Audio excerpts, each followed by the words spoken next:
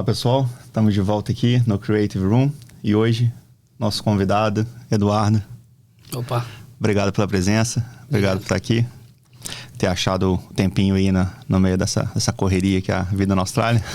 Pois é, obrigado pelo convite, estamos aí para ajudar e dividir as nossas experiências aí, que acho que é bacana. É isso aí.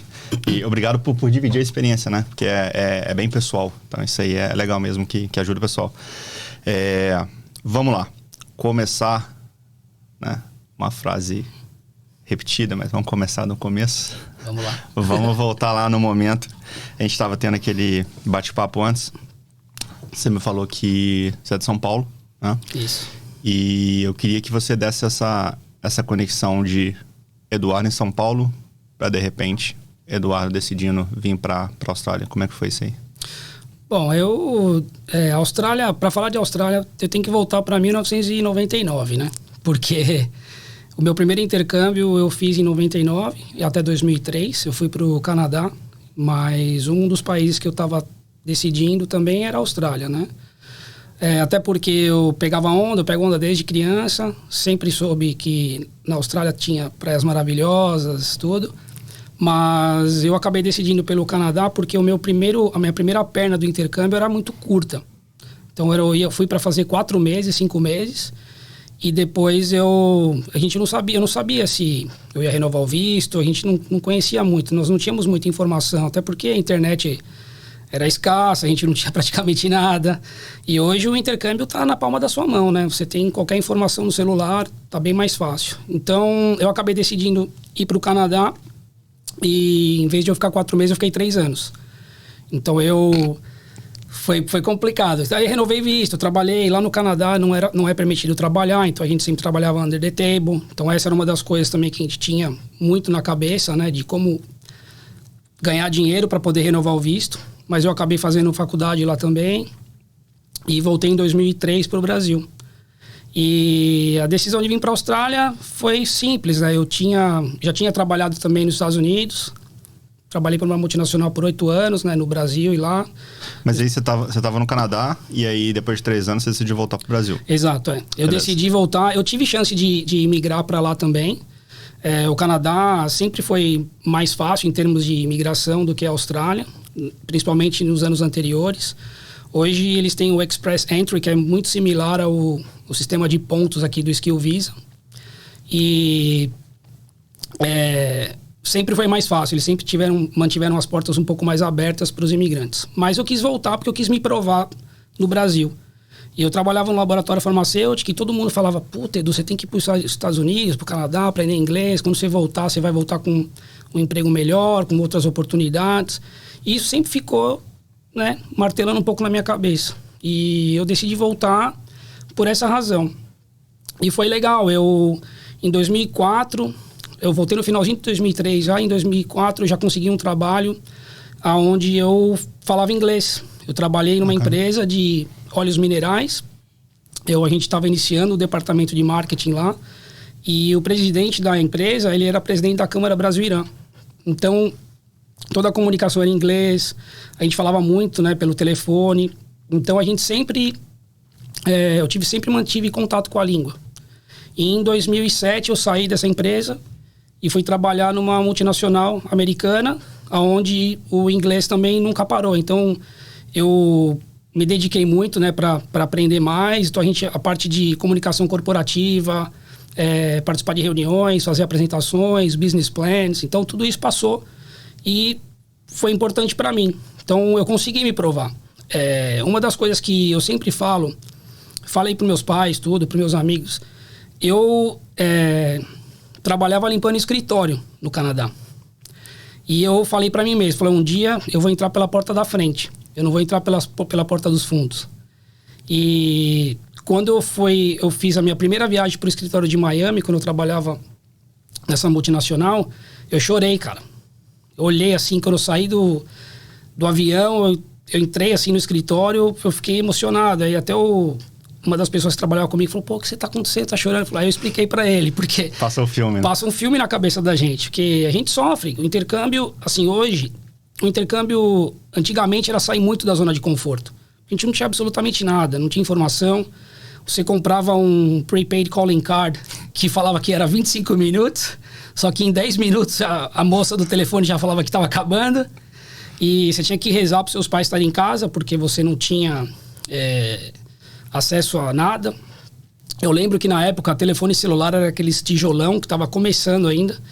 Então não tinha nada. A internet, a gente usava o Messenger nas bibliotecas, né? E nas escolas, não é que nem vocês têm hoje aqui a estrutura com computador, mas hoje todo mundo tem laptop. Antigamente ninguém tinha. Então a gente tinha que ficar brigando com um brasileiro, colombiano, para usar o computador, para mandar mensagem.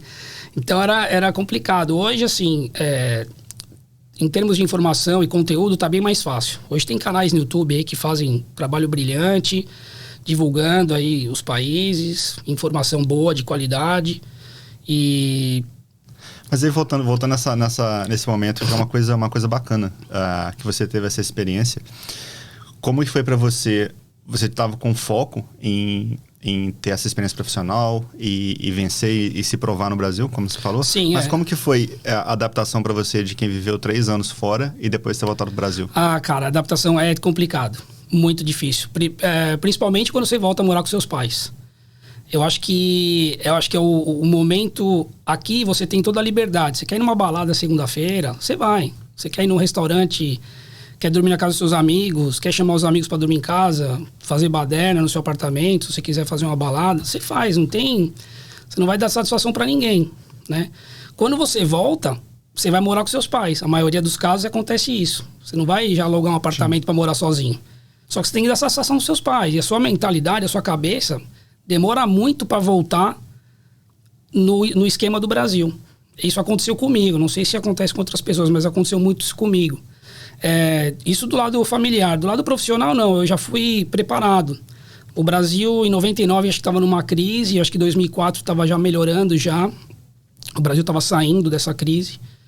E foi melhor para mim. Então, quando eu realmente coloquei no currículo que eu tinha um inglês fluente, foi um diferencial.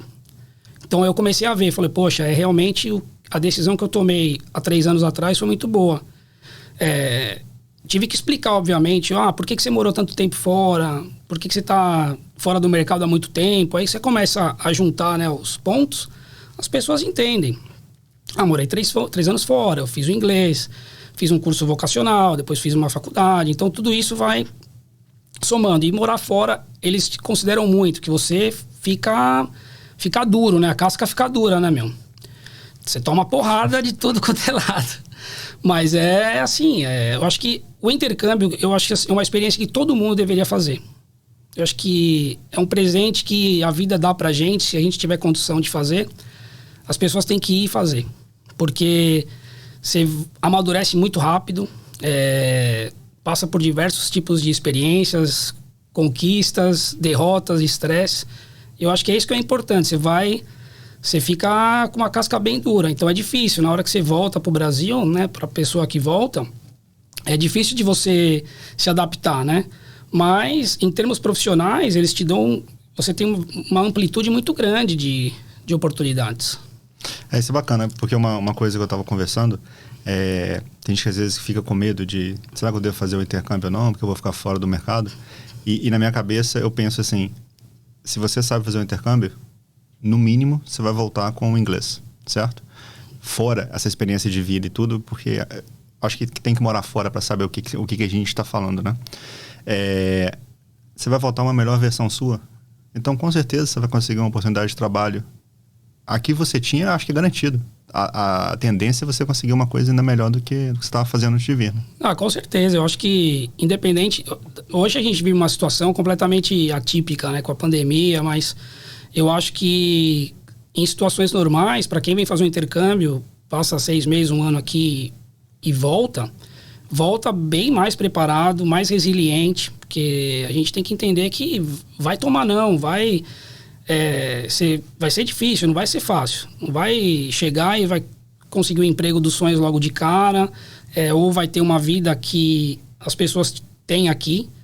Aqui, a maioria das pessoas aqui mora num bom apartamento, né? Mora próximo do centro da cidade, com infraestrutura, segurança, né? Que é principalmente, né? Foi uma das razões que eu vim para cá também. E é difícil. Você tem que entender que são países diferentes, né, culturas diferentes, mas que você vindo de uma experiência onde você vai se realizar, vai se autoanalisar, né? É muito melhor, é gratificante e você fica mais atento a algumas mudanças, né? São coisas sutis que acontecem na sua vida, mas você fica mais esperto. Eu acho que isso te prepara melhor, seja para se você quiser ficar aqui, ou seja quando você está planejando voltar para o Brasil. E quando você estava lá em São Paulo, como você já tinha morado no Canadá há 3 anos, já estava trabalhando no multinacional, estava fazendo essa ponte aérea dos Estados Unidos ou seja, imagino que você não estava mais nos seus 20 aninhos. Não. E aí, o que foi o clique que você falou assim, cara, agora eu vou para a Austrália, que eu estava pensando lá atrás, mas você estava com a vida estável? Eu tinha um emprego muito bom, já tinha meu apartamento, já estava com uma vida praticamente estabilizada, mas eu não estava feliz. Não adianta você ter todo o dinheiro do mundo, morar num lugar bom, mas você não está feliz com você mesmo, né? E foi muito difícil. A decisão de eu vir para cá foi para emigrar. Eu já saí daqui do Brasil para emigrar. E eu vim com 38 anos para cá. Então, essa história de a idade pesa muito, é complicado. É complicado, só que você, estando mais velho, mais experiente, você precisa fazer um planejamento muito mais específico, muito mais detalhado para você, se você quer ficar aqui realmente. E na minha visão, por exemplo, eu tomei a decisão de imigrar no Brasil.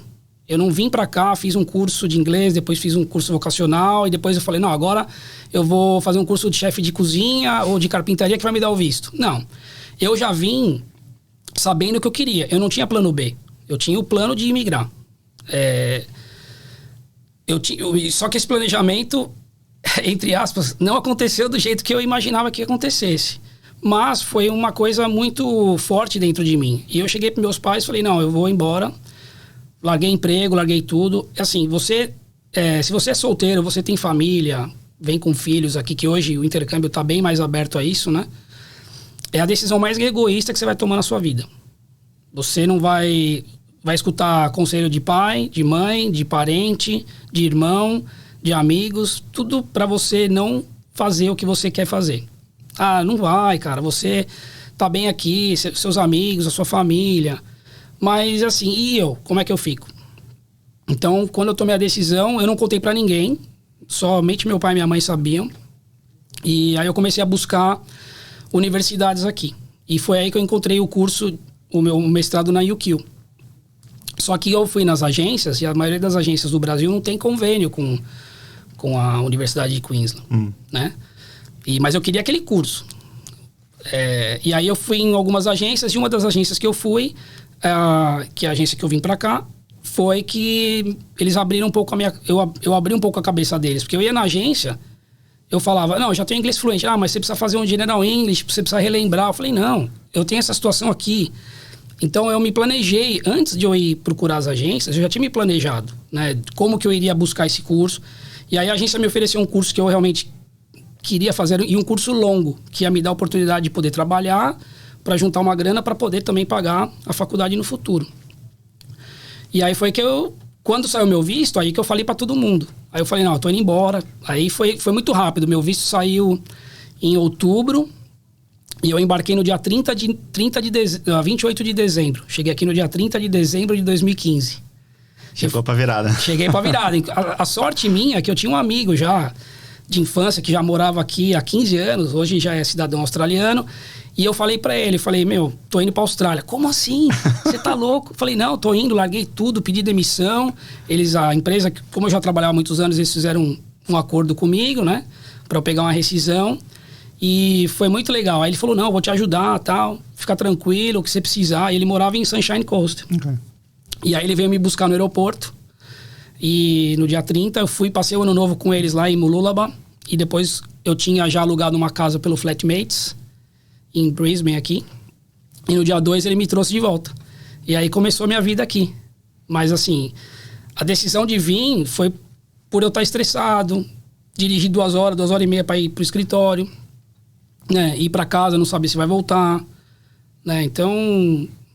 Mas quando você falou da cidade, então, de você ter vindo para Brisbane, foi porque você tinha esse amigo perto de Sunshine? Como é que você chegou nessa... Não, foi um negócio assim, meio que inesperado. Eu lembro que ele morava também nos Estados Unidos. E ele veio para cá, no início, ele foi sponsorado do Brasil para Adelaide, direto. E na época, 10 anos atrás, Adelaide não era nada. Não existia nada disso. E ele trabalhava com exportação, então deram um sponsor para ele e ele conseguiu a residência permanente por esse sponsor. E eu escolhi Brisbane porque eu queria sair do eixo de cidade grande. Eu sabia que Sydney era a maior cidade da Austrália, que tinha infraestrutura, mas Brisbane ia me ofereceu os dois lados da moeda. Uma cidade menor, mas que oferecesse estrutura, e eu estar perto da praia para poder surfar, quando pudesse. Então eu ia poder estar perto de Gold, perto do Sunshine Coast. E aí quando eu liguei para ele começou a conectar todos os pontos para mim. Falou, ó, mora aqui, você vai fazer isso, vai fazer aquilo. E eu já vim mais sabendo um pouco mais da cidade, né? Hoje você entra na internet, você tem tudo. Sim. Só que o planejamento que eu vim, quando eu fiz, o meu planejamento durou 1 ano e meio para eu vir para cá.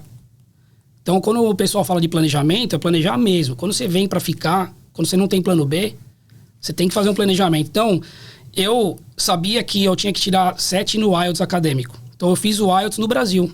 E eu falei, se eu não conseguir a nota, tudo bem, eu faço mais um curso aqui, especializado, e para tirar nota. Mas eu acabei tirando todas as notas. Eu consegui a nota que eu precisava no Brasil. Só que eu fui muito tranquilo pro teste.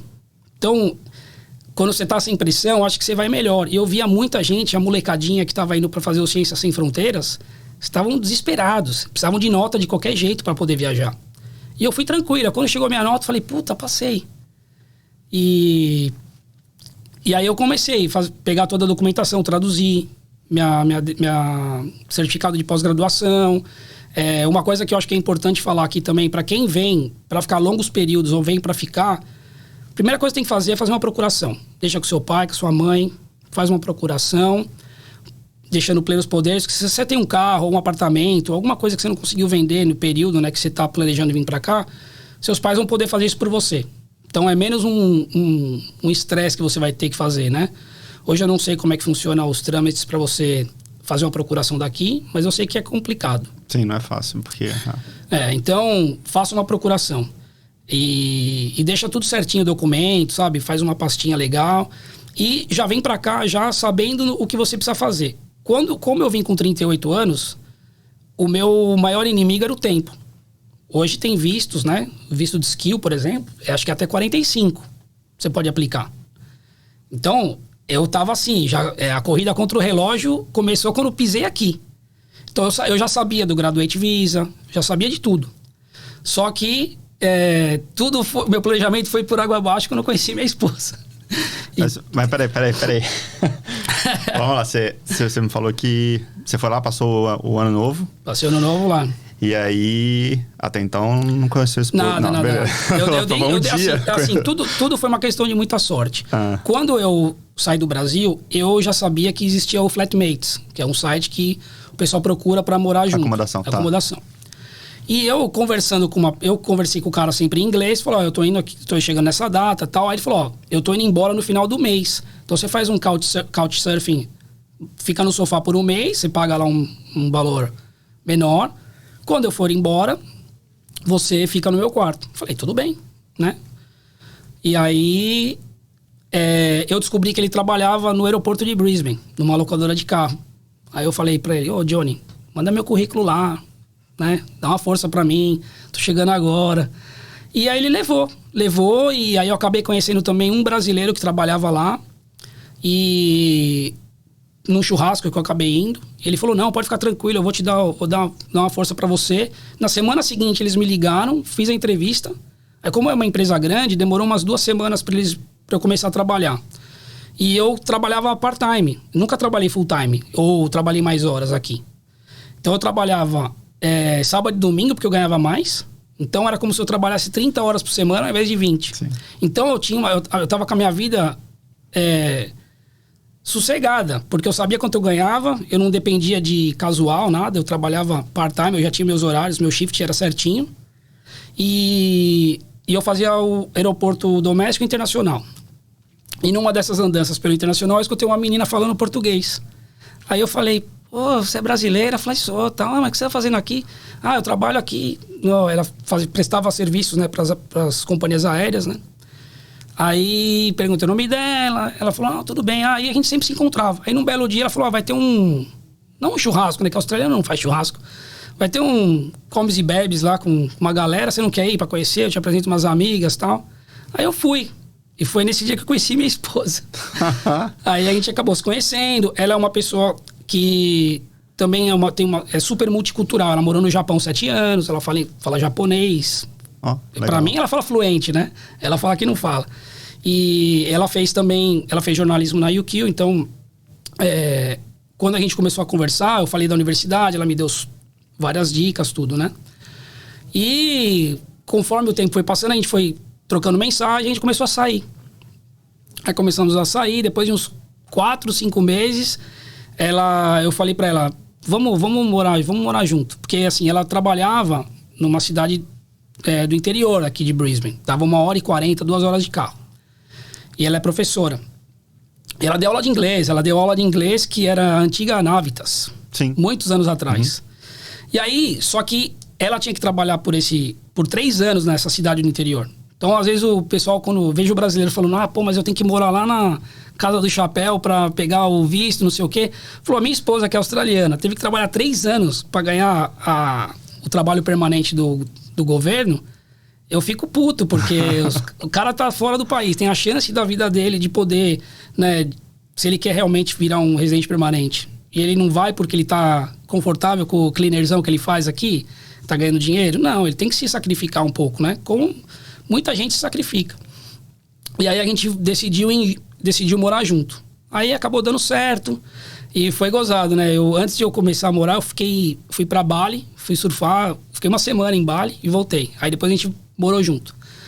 E depois de 3 meses que a gente tava morando junto, ela sofreu um acidente de carro. Ela capotou o carro, sofreu um acidente violento, cara. E eu nunca esqueço, eu tava trabalhando, a mãe dela me ligou, falou que ela tinha sofrido um acidente. Falei, eu vou buscar ela. Ela falou, não, ela tá na ambulância. Aí eu fui pro hospital, pro PA, e aí eu vi que ela quebrou o fêmur. E foi aí, assim, na cama, antes da cirurgia dela, ela falou, pô, Edu, me desculpa. Eu falei, me desculpa por quê? Tem que pedir desculpa, né? Falou, se você não quiser ficar comigo, a gente tá recente, não sei o quê. Eu falei assim, pô, agora que você tá na lama, eu vou deixar você? Não. Agora que eu tenho que provar, né? Sim. E os pais dela, quando eu conheci os pais dela, eles sempre ficaram um pouco desconfiados, né? O que esse brasileiro tá fazendo aqui? Eles não deram sorte, porque o meu cunhado é inglês. Então, o australiano não tem na família, cara. E aí eu cuidei dela. Depois que ela saiu da primeira cirurgia, ela fez 2 cirurgias. Então eu cuidei dela, então eu dava banho, levava pra ir no banheiro, né? E comida, fazia tudo, né? Injeção, dava nela. Então foi um momento muito difícil pra gente, mas a gente se conectou de uma forma assim que é inexplicável. E depois de 4 meses depois da cirurgia, meus pais até vieram pra cá passar o ano novo, aí conheceram ela pessoalmente, e só que a cirurgia dela não deu certo, porque o osso não tava calcificando. Então ela teve que fazer uma outra cirurgia, ela ficou sem andar praticamente 1 ano. Isso a gente grudou, ficou um bonde assim muito legal. E aí a gente acabou decidindo casar. Casamos e aí o plano da universidade morreu. Porque até os pais dela conversaram comigo. Eles sabiam do meu plano, sabiam que eu estava buscando, né, fazer o curso. Eu já tinha conversado com uma agência chinesa aqui, que faz todos os trâmites, né, que tinha convênio, né, com a UQ. Uhum. E já tinha toda a documentação tudo certinho. Aí o meu sogro falou, pô, você não precisa fazer faculdade. Você já tem experiência, já tem um inglês bom. Por que você não entra com o visto de partner? Ele falou isso pra mim, hein? Entra com o visto de partner e o dinheiro que você ia colocar na faculdade, vocês compram uma casa. Esse foi o seu sogro? Meu sogro falou pra mim. Quando ele falou pra mim, foi um negócio... Eu fiquei até em choque, né? Porque eu jamais pensaria que o cara ia falar isso pra mim. Eu imaginei que a sogra talvez fosse falar primeiro, né? Não, o sogro... Caiu na graça. O sogro foi... Mas assim, aí quando eu pedi ela em casamento, fui falar com ele, ele chorou. Ele falou, você não precisa me provar nada. Você não precisa me provar mais nada. Porque o que eu fiz por ela, assim, foi muito... Eu nunca fiz isso por ninguém, né? Então foi muito legal, assim, uma experiência que veio por uma coisa que não muito boa, mas que se transformou numa coisa muito forte depois. Aí a gente acabou casando, eu apliquei o visto, né, de partner, e eu cumpri a promessa. A gente comprou uma casa. Top. Comprou uma casa mas assim, graças a Deus deu tudo certo e aí você começou a trabalhar na área? Comecei a trabalhar na área. Então, assim, uma das coisas que eu fiz, mas eu fiz de propósito. Quando eu cheguei aqui, eu sabia que, por conta dos brasileiros em Brisbane, vários fóruns, que dificilmente, principalmente pessoas de marketing, eram contratadas para trabalhar part-time, né? E eu comecei a mandar currículo para testar meu currículo, né? Meu LinkedIn já estava em todo em inglês, tudo, né? E eu comecei a mandar currículo para testar. E eu vi que empresas começavam a me ligar. Sejam empresas de recrutamento ou mesmo a empresa mesmo que estava fazendo a contratação. Aí falaram para mim, mas como é que está seu visto, né? Porque a primeira pergunta que os caras fazem é, qual que é o seu visto? Eu estou no visto de estudante. Aí, desculpa, não vai dar para você ir no processo. A gente quer trabalhar um cara full time, com as experiências que você precisa, né? E vale ressaltar o seguinte, muito se fala no inglês. O inglês é fundamental. O inglês é fundamental. Principalmente para quem trabalha em áreas de comunicação e marketing. Porque eu estou competindo com um monte de australiano. Sim. Então, o australiano tem a faculdade aqui, ele tem experiência aqui, então ele sabe como que as pessoas conduzem o trabalho, né? Então, eu estava competindo com muita gente. Aí, mas eu não ia conseguir trabalho. Mas eu sabia que a minha experiência e o meu nível de inglês me capacitavam para eu conseguir alguma coisa. Aí, quando eu entrei no Bridging Visa, aí a história era outra. Aí eu mandei currículo, na primeira semana. Na segunda semana, uma mulher me ligou. Como é que tá seu visto? Eu tô com visto de partner, eu posso trabalhar full time. Então aí já mudava completamente o panorama da conversa. Aí eles faziam um screen, né? Um screening pra você, perguntava da sua experiência, papapá. E sempre ia para as entrevistas, às vezes chegava no final e o cara contratava australiano. E assim, você tem que ter um psicológico muito forte, porque você vai tomar muito não. Muito não. Você vai até o final, então você começa a ficar depressivo, então você tem que ser resiliente, tem que ter persistência. Eu acho assim, para quem trabalha na área de IT ou mesmo de engenharia, o processo é um pouquinho mais fácil, porque apesar de no marketing, hoje toda a parte de software é tudo em inglês, né? A nomenclatura, tudo é igual, mas em IT tem muita gente que trabalha com programas específicos. O cara que só faz Python ou trabalha com alguma linguagem, eles tem muita demanda aqui. Então, eles colocam o inglês em segundo plano. Então, o brasileiro está concorrendo por essas vagas, por mais que ele não tenha um inglês tão bom quanto o nativo, obviamente, ele vai ter mais chance, né? Agora, no marketing, não. No marketing, você tem que ter 3 coisas. Tem que ter sorte, o gerente que vai te contratar tem que cair com a tua cara. E você tem que ter coragem, cara. E a experiência, que na hora que você começa a trabalhar, o bicho pega. Eu lembro que meu primeiro emprego de marketing foi numa empresa de IT. E aconteceu assim, 28 de dezembro, toca meu telefone. Pô, você mandou o currículo assim, assado. Você não quer vir aqui na minha casa? Vamos fazer uma entrevista. 28 de dezembro, né? Quem que tá trabalhando? Aí lá vai eu lá. Vai, pega o carro e vai lá na casa do cara. Fui na casa do cara, ele abriu o computador, mostrou o plano, ele falou, eu quero que você era para trabalhar com marketing digital, fazer a campanha de AdWords para ele, social media. Aí ele falou, monta uma campanha de AdWords para mim aqui, não sei o quê. Aí eu comecei, né, fiz o keyword search, negative search, blá. Tá aqui. Aí ele falou, tá bom. Aí deixei lá em aberto pro cara, se ele quisesse apertar o send lá e mandar, ele podia mandar. Aí eu fui embora. Aí eu falei, esse cara não vai me contratar, esse cara veio aqui me usou e tal. E no dia 2 de janeiro, ele me liga. Falou, você não quer vir trabalhar comigo? Eu vou contratar você. Aí trabalhei, eu fiz um contrato de 6 meses. Era uma empresa de IT. Uma empresa de IT. Aí meu chefe, o Jason, um amor de pessoa. E fiz um contrato de 6 meses e com possibilidade de renovar. Só que com 4 meses eu falei, não, eu não vou esperar ele. Aí comecei a buscar de novo. Eu já estava com trabalho full time, não vou esperar não, vou mandar. Aí eu vi uma oportunidade de trabalhar na Hello.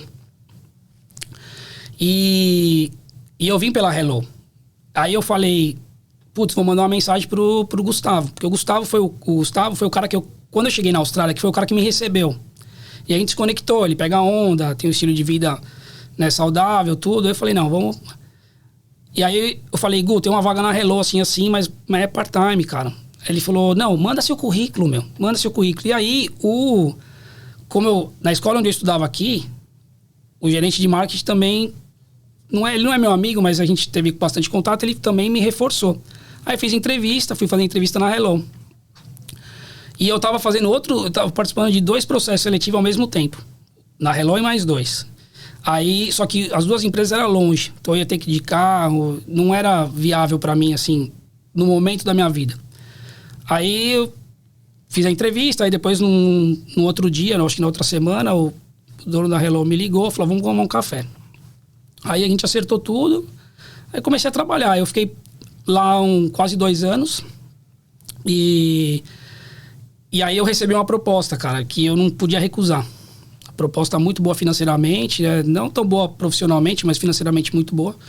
E aí acabei decidindo mudar. Mas assim, foi um blessing in disguise, porque um mês depois deu a pandemia. Depois que você saiu? Depois que eu saí. Então, é um ponto de interrogação na minha cabeça, sim, né? Eu não sei como que eu iria estar hoje, mas eu devo muito a eles, né? Eles me ajudaram muito, são pessoas maravilhosas, eu ainda indico eles até hoje, e são pessoas que me ajudaram bastante. Então, eu tenho gratidão a ele, o Gustavo, por ter me dado uma força lá, né? E todo o time da agência também, que me recebeu de portas abertas, e tenho o maior orgulho de falar que trabalhei lá. E aí, essa proposta que você recebeu é onde você está trabalhando hoje? Não. Vai vendo. Eu trabalhei nessa outra empresa por 1 ano e pouco, 1 ano e 3 meses, mais ou menos. E só que o pacote da proposta, não só pelo lado financeiro, mas pelo lado profissional, era muito boa, o que estava no papel. Mas o que estava no papel não se concretizou também por conta da pandemia. Então, teve muito reajuste, muita gente teve que fazer coisas que não era do departamento, obviamente, né? Mas quando a gente viu que o mercado, eu trabalhava na área da construção, começou a subir, não tinha razão de eu continuar fazendo o que eu estava fazendo. Estava muito off-roll, né? E comecei a ficar chateado. Falei, não, eu tô numa idade já que eu não posso ficar parado e não me atualizar. Porque no marketing você sempre tem que estar se atualizando, né? Ou fazendo um curso aqui e ali, ou participando de seminários online, né? E aí eu falei, não dá mais pra mim. Só que a minha esposa estava grávida da minha segunda filha. E assim, começa a passar tudo na tua cabeça. Falou, pô, mas você vai... Aí eu falei com a minha esposa, falou, não tô feliz, não sei o quê, quero sair. Aí a gente chegou né, depois de algumas discussões, a gente chegou num consenso. Falou, não, manda currículo e vê como é que tá. Porque eu sabia que o mercado, quando a pandemia deu uma estabilizada, principalmente aqui em Brisbane, o mercado começou a ter muita demanda por profissional. Então eu cheguei e comecei a mandar currículo. Aí a primeira semana, nada, né? Na segunda semana eu recebi 4 ligações de empresas diferentes. E uma delas é da empresa onde eu trabalho hoje. Então, aí eu fiz a entrevista. Aí depois fiz entrevista com o General Manager, que é meu chefe. E a proposta dos caras era muito boa. Aí de profissional mesmo, né? Eles estavam tentando voltar para o mercado digital. Eles não tinham footprint nenhum, assim, digital. Mas era uma empresa empresa grande. Aí eu falei, não, vamos ir. E acabou casando, porque quando eu saí da outra empresa e comecei nessa, minha filha nasceu e eu consegui ficar, entre aspas, eu fiquei 3 semanas com a minha filha. Bom. Então eu consegui ajudar minha esposa. E se eu tivesse na outra empresa, eu teria, 1 semana, 2 semanas no máximo. Então, mas é tudo... assim, você morar fora, você tem que tomar decisões. Então você tem que... torcer para que tudo dê certo e você se planejar para isso. Então eu me planejei para fazer essa transição. Então acabou dando tudo certo, mas eu nunca imaginava que eu ia conseguir um outro emprego assim, muito rápido. E aconteceu tudo muito rápido. Como que você que teve essa experiência, como que é o trabalho numa multinacional no Brasil? Qual é uma das maiores diferenças que você sentiu nesse processo da contratação, entrevista e tudo, aqui e lá? Olha, a entrevista aqui, ela é um pouco mais... O processo é um pouquinho mais complexo, né, do que no Brasil. Eu acho que no Brasil depende muito das empresas. Empresa que faz várias entrevistas e aqui são entrevistas... O número de entrevistas é menor. Então, eles te ligam, a maioria das empresas ligam para você, principalmente, até uma dica que eu vou dar aqui pro pessoal. Quando você vai mandar, se você está trabalhando, pode trabalhar full time e vai mandar currículo para qualquer vaga, seja no LinkedIn ou no Seek, vê se é da empresa mesmo, se não é de recrutador. Tem muita empresa de recrutamento aqui. Óbvio, eles são muito bons, mas se você puder cortar o middleman e ir direto na fonte, o seu processo vai ser bem mais rápido. E foi o que aconteceu comigo. Então, você começa a filtrar algumas vagas que você já sabe que não é... Eles até colocam lá, no agencies, please, e no finalzinho de cada job description lá, né, do Seek, e aí ou do LinkedIn, e aí você manda para eles. Então, se você puder achar esse nicho, né, para mandar, porque eles ligam para você, eles fazem o RH te faz uma entrevista por telefone, né, faz algumas perguntas, por que você quer mudar de empresa, qual que é o seu objetivo, o que você vai poder contribuir para essa vaga, algumas coisas assim. E se você passa nessa entrevista, né, que dura em média uns 30 minutos, 40 minutos, dependendo da seriedade, se você for um bom candidato, né, que seja um potencial candidato, o telefone vai ser longo. E aí não demora muito. É na mesma semana ou na próxima semana eles já ligam para você, marca entrevista com o diretor. E aí, quando você vai falar com o diretor, já sobra 2 ou 3. É 2 ou 3 que sobram. E aí você vai. Mas até você conseguir um emprego bom, que é o que eu tenho hoje, graças a Deus, demora, cara. É muita porrada. É muita porrada, cara. Eu acho assim, quem tem disposição e de bater de frente mesmo, vai conseguir. Eu acho que consegue. E independente da idade. Hoje eu tô com 44 anos. Graças a Deus estou inserido no mercado. Porque o importante é você ter o primeiro pé lá dentro. Colocou o primeiro pé, você consegue subir. Eu tenho vários amigos meus aqui, brasileiros, porque assim, depende muito de você e até do seu nível de inglês. Para cargos de gerentes, assim, o nível de inglês tem que estar lá muito lá em cima. Eles não vão botar um cara que tem até experiência, mas não tem o inglês para se comunicar, fazer um public relations, alguma coisa desse tipo. Não vai. A não ser que a pessoa vai subindo, né? E tenha demonstrado capacidade, competência para isso. Mas o inglês, ele é fundamental. Eu não vou cansar de falar aqui. Ele é determinante para você alcançar o teu objetivo. Então, o pessoal que está chegando agora, ou que está vindo para cá, não esquece do inglês da hora que conseguir um trabalho. Tô trabalhando, tô ganhando meu dinheiro, tô bem aqui. Porque uma hora você vai ter que tomar uma decisão, né? A decisão de voltar ou a decisão de ficar, né? Então eu tenho um amigo que ele tá no Brasil porque ele não passou no IELTS.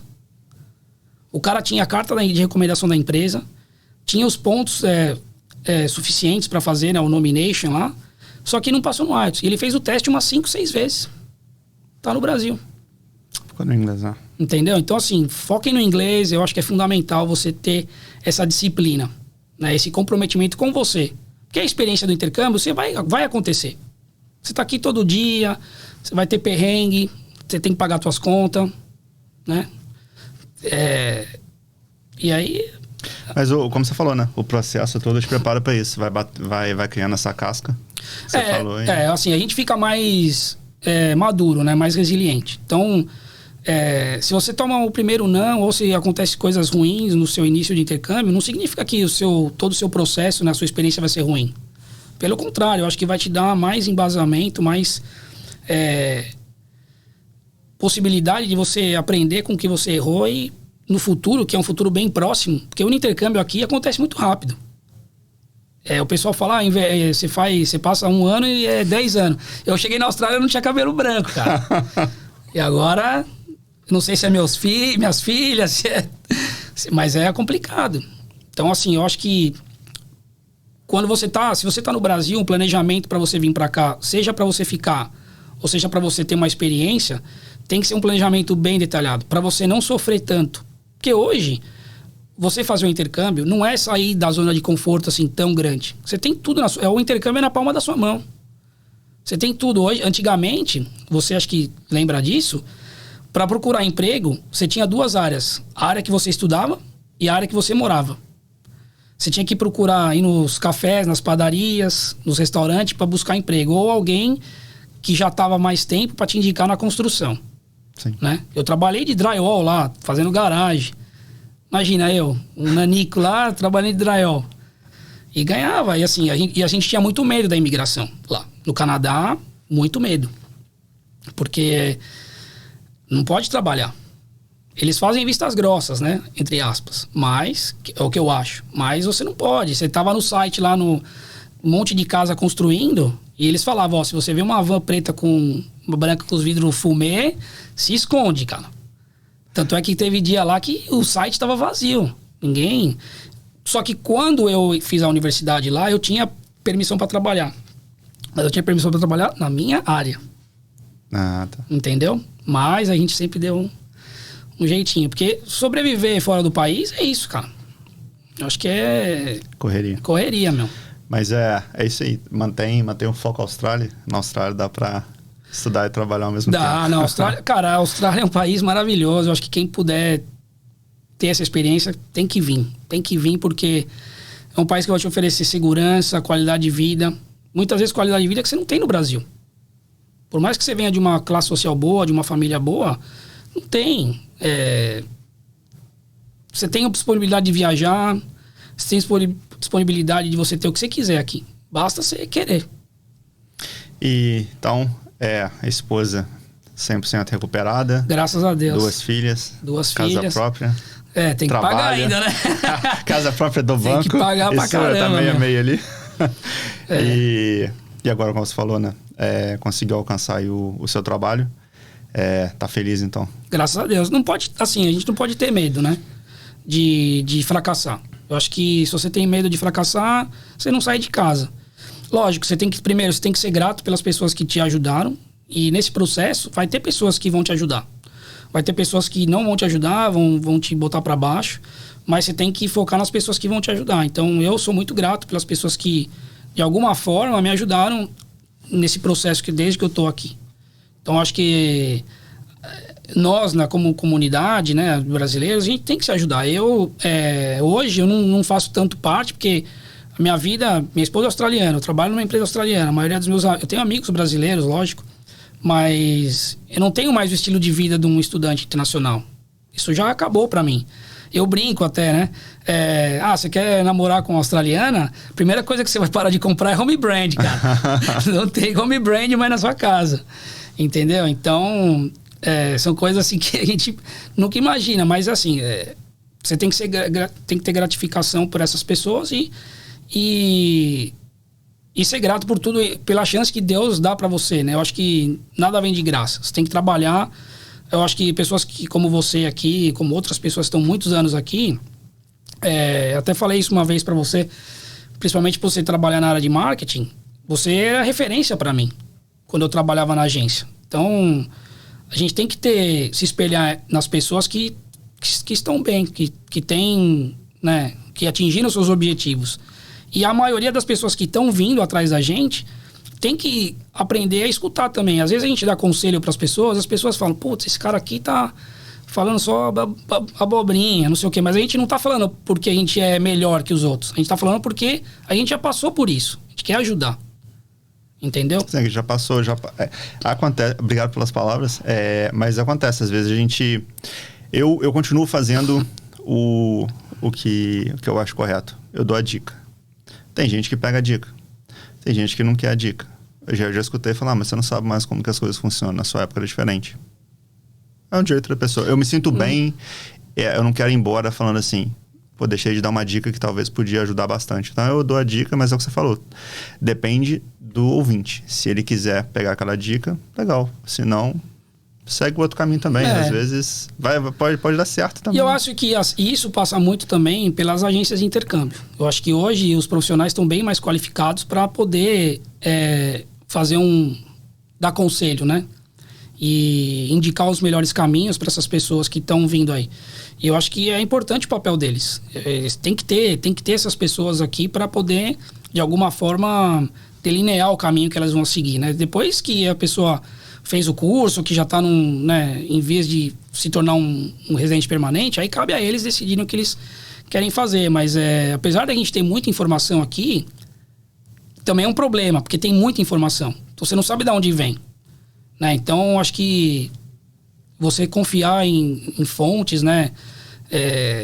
Acreditar nas fontes confiáveis, ou saber filtrar um pouco do que vem, é importante, porque muitas decisões são tomadas baseado num comentário de um post no Facebook, por exemplo. Sim. Né?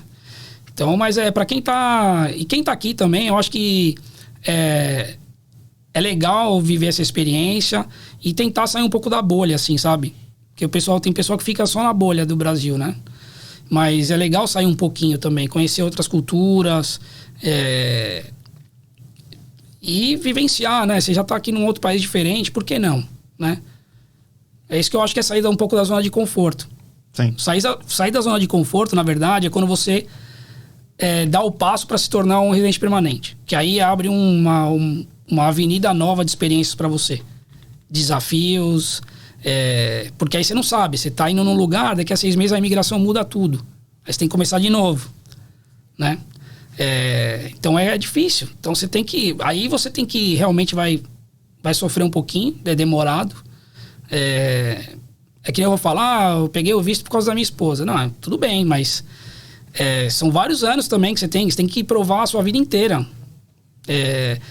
E uma coisa assim, anda na linha, que a imigração vai atrás. Eles vão atrás. Sim, e é o que você falou, às vezes, teve a sua esposa, mas teve vários steps que você contou pra gente hoje, que se você não tivesse tomado nenhum deles, você não estaria no momento onde você encontraria. Não. Então, tipo, tudo faz parte. Não. Eu acho assim, a minha experiência é minha, é única. E a sua é a sua, e cada um tem a sua experiência. Mas eu acredito que a soma de todas as experiências de quem já está aqui há muito tempo é base muito grande para quem está começando aqui. Para não cometer os mesmos erros que nós cometemos e para poder tirar de lição a coisa assim, o cara fez um negócio aqui e não deu certo, mas eu acho que eu vou fazer assim. Eu acho que vai dar certo. Então, ele vai ter que errar também. Mas é assim que a gente aprende. Ninguém é perfeito. Eu tô longe de ser perfeito. Mas assim, eu acho que é legal você poder ajudar as pessoas. Né? Eu procuro ajudar da minha maneira. Eu não fico espalhando nada. Eu ajudo. Ajudei muita gente, né? Na pandemia. Teve gente aí que passou por algumas dificuldades. Eu anonimamente assim ajudei. Enfim, são coisas que a gente tem que fazer. Porque um dia você também pode estar lá no mesmo lugar que eles e o cara tá lá em cima e ele vai poder te ajudar também. Eu acho que você não pode esquecer de onde você veio e o que você atingiu também, né? E é legal, porque do momento que você sai do Brasil pra cá, várias pessoas te deram a mão pra chegar onde você chegou, né? Então é isso que a gente sempre tem que estar fazendo, porque várias pessoas nos ajudaram e se a gente consegue ajudar, é gratificante. Seja grato pelas pessoas que estão te dando apoio aqui, te dando força. Seja ela de qualquer forma. E pra gente finalizar esse bate-papo, porque tem assunto, mas pra gente finalizar por hoje, se você pudesse, né, do cara que Canadá, Estados Unidos, teve a emoção de trabalhar de tudo e depois foi lá entrando pela porta da frente, que foi bacana isso que você falou, achei legal essa experiência. E depois de vir para a Austrália, também encarar os desafios, família, casa, trabalho, se puder deixar uma mensagem para o pessoal que está pensando em vir para a Austrália para começar um intercâmbio, ou de repente, igual você mesmo mencionou, não precisa ter 20 anos de idade, pode vir já mais maduro, que também existem as possibilidades. Qual a mensagem que você quer deixar para o pessoal? A mensagem que eu tenho é, assim, não desistam, né? Sempre, se você tem um sonho de vir para cá, venha, faz um planejamento e venha, não é impossível. A gente tem diversos exemplos aqui, se a gente for citar todos os exemplos que eu conheço e você conhece, a gente vai ficar o dia inteiro aqui. E venha, se planeje. Eu acho que é uma decisão bastante madura, né? Se você tem 20 anos ou 30 ou 40 anos e quer vir para cá, você vai ter, obviamente, objetivos diferentes. Mas venha, eu acho que a Austrália é um país que está de portas abertas aí. Eu acho que essa pandemia, quando abrir, eu acho que vai vir bastante gente, assim, buscando não só intercâmbio, mas buscando imigrar. E a Austrália precisa de gente. A Austrália precisa de profissional qualificado. E quem tiver oportunidade, tiver interesse mesmo e se planejar, consegue. Eu acho que o impossível não existe até se você não tentar. Então, você tem que tentar. É isso aí. Pessoal, mais uma história bacana. Hoje que a gente teve aí, Eduardo. Obrigado pelo tempo de vocês. Um grande abraço. Obrigado, tchau, tchau.